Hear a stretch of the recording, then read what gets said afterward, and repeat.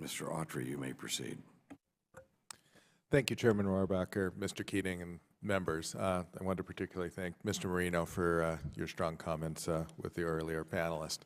The Mandiant Corporation's brilliant report has made obvious to everyone what we've known all along, and that there's a giant sucking sound in our economy, and it's coming from China. The military origin, the billions of dollars in damages, the infrastructure, and the focus on technology make it clear that this is a 21st century act of war. The Internet was developed by the United States government at United States taxpayer expense. It shouldn't be used by tyrants to repress their citizens, and we shouldn't allow those same tyrants to attack our corporations and our infrastructure. And so I ask, why does China get a pass on this scurrilous behavior and every other form of scurrilous behavior that they engage in, from economic abuse to human rights?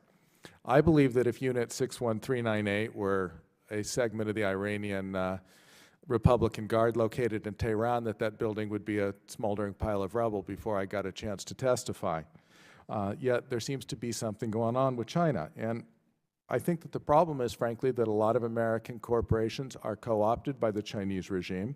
They have such a huge interest in the production capabilities and the ability to exploit Chinese labor in the Chinese environment to lower their cost.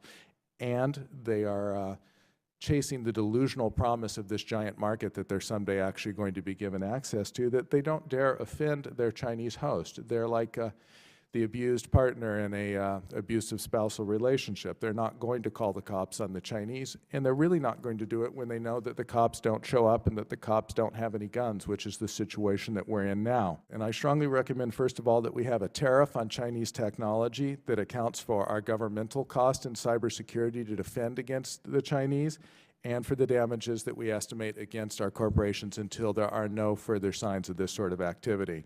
We should have a ban on the import of any Chinese networking hardware, and specifically I mean Huawei. We need to stop the revolving door at the State, Treasury, and Commerce departments, where officials from those departments come directly from doing business with China or look forward to doing business with the Chinese as soon as they get out of government service. Finally, we need to stop educating our adversary. Our computer science departments and engineering departments are full of mainland Chinese students, the majority of whom return to mainland China.